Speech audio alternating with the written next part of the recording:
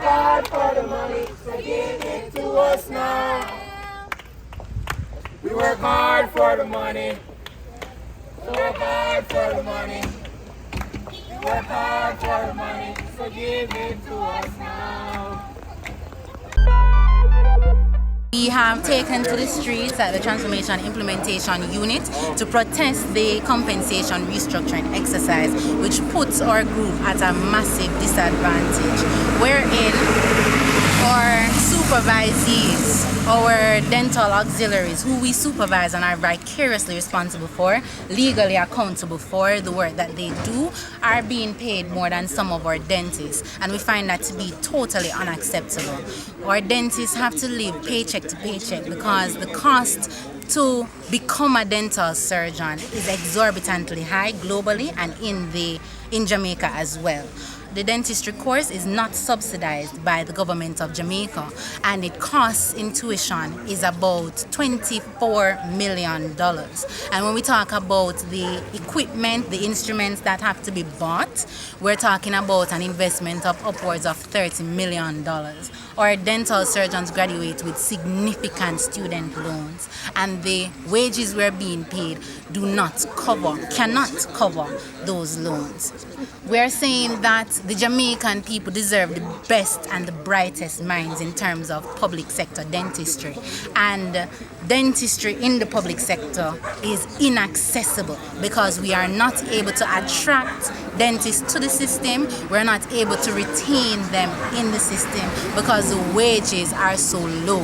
When we look within the Caribbean region, we are seeing where other countries, smaller countries, are paying their public dentists significantly higher wages than Jamaica.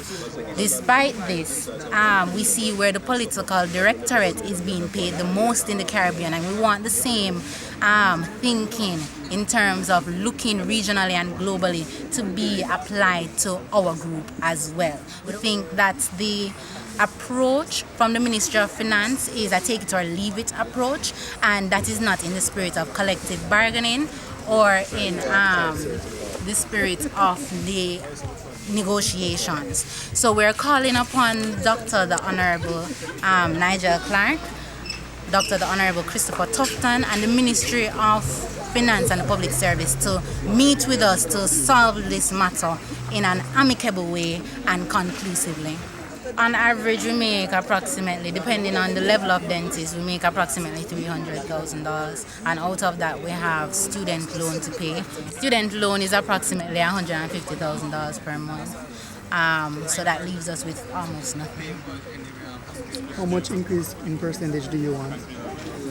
At least a 50% increase on next pay. We were one of the first group that met with finance. We met with them, I think it was the 5th of March. And since that time, we have been trying to have meetings with them, and we're having challenges. No meeting at all.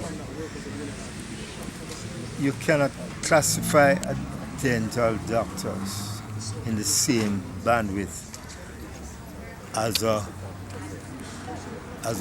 auxiliary. A dental nurse and a dental doctors are two different categories of people, and that is part of the problem. The other part has to do with the whole question of governance.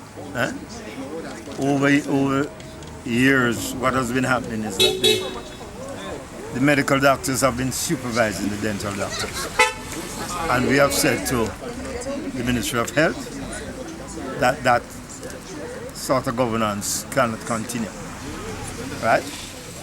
The dentistry is a specialized function. It's a legal function.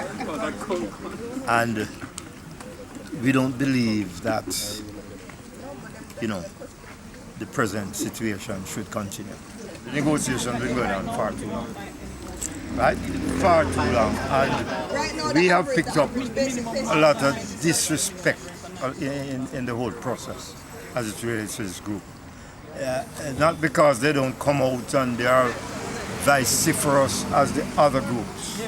That is where I think they're getting a beating. That has to stop. And, you know, I'm very happy to see the young people here. Because as I said earlier, these are young Jamaicans who have invested in themselves. You know, they have qualified themselves. They want to serve Jamaica.